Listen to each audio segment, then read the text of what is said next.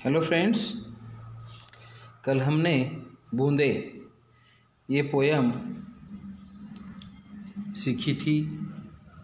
उस पोयम में बूंदे कैसे रिमझिम रिमझिम गाती हैं, खेतों में, बागों में, मैदानों में हरियाली फैलाती हैं, है ना। और छोटे छोटे झरने से लेकर, नदियों से लेकर, नालों से होकर वो अंततः सागर में मिल जाती हैं। और जो भी गर्मी से तपते जो प्राणी, पशु, पक्षी हैं, पंछी हैं, उनको कैसे वो शीतलता पहुंचाती है।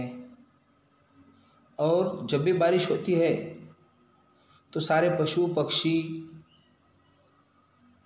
प्राणी, मनुष्य सब खुश हो जाते हैं, है ना। खेती करने वाले किसान तो बहुत खुश हो जाते हैं। तो ये हमने कल सीखा था। आज हम इसका एक्सरसाइज मतलब क्वेश्चन आंसर देखेंगे।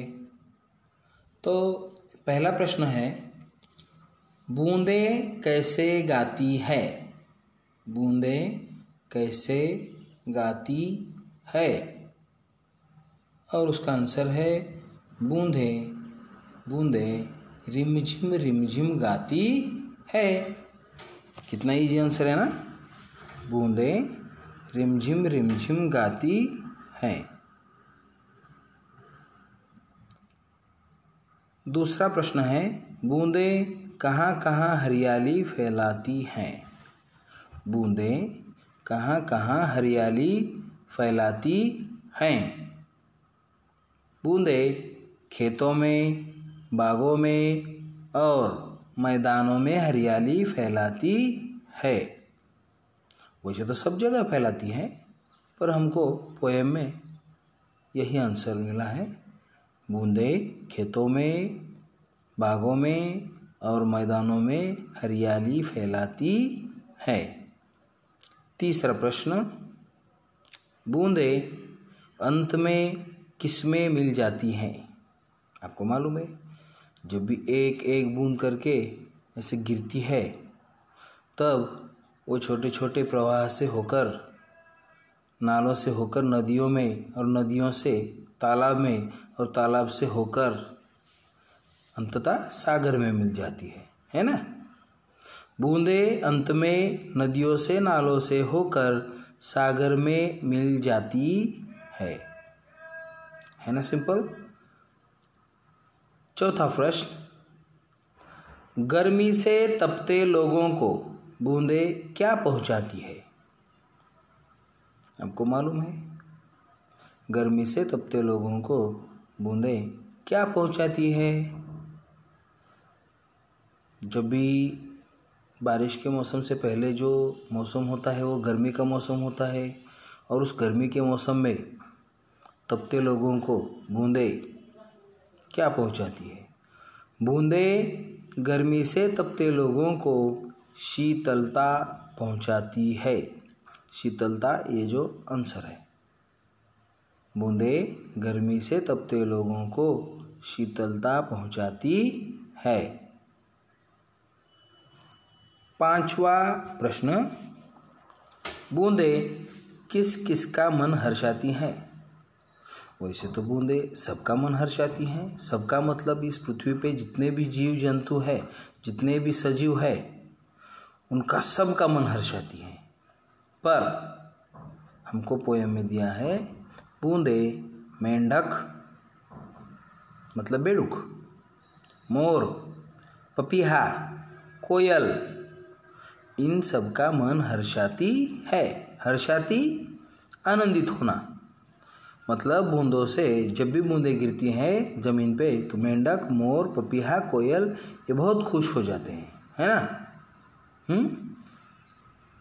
वंस अगेन आई रिपीट, बूंदें मेंढक, मोर, पपीहा, कोयल, इन सब का मन हर्षाती है।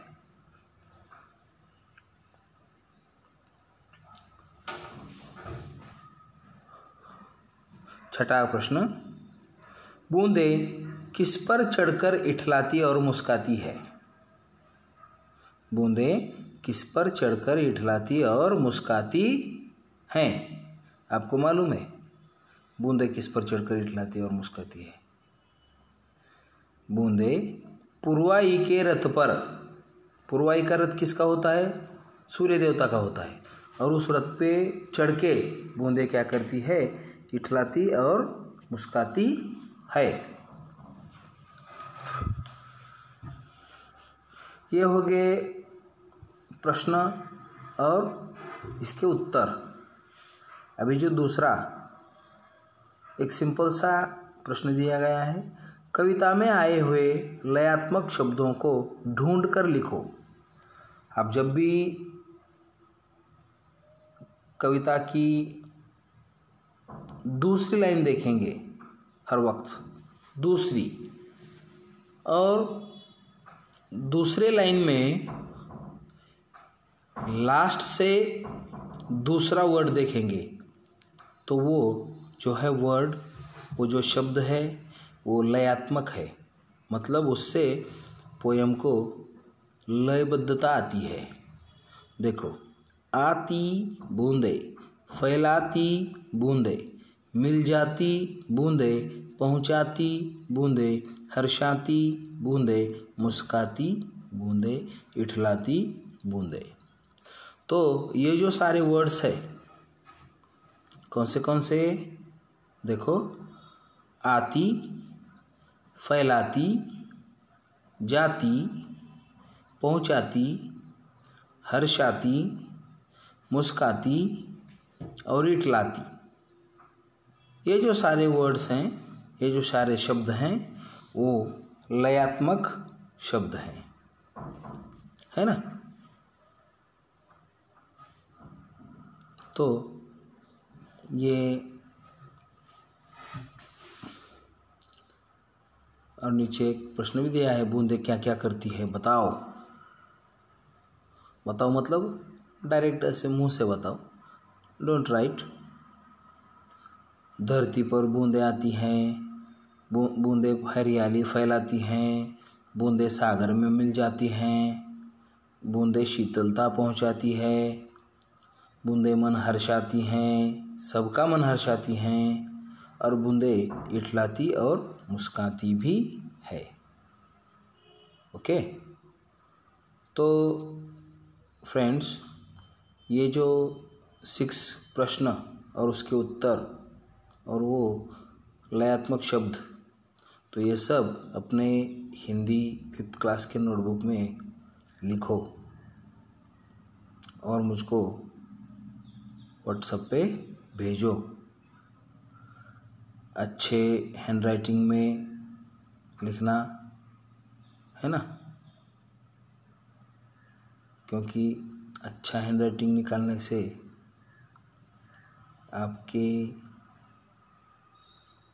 हैंडराइटिंग सुधर जाएगी। अच्छे से अच्छे स्ट्रोक निकालो, एक एक वर्ड अच्छे से लिखो और मुझको अपने व्हाट्सएप ग्रुप पे भेजो। ठीक है? Thank you.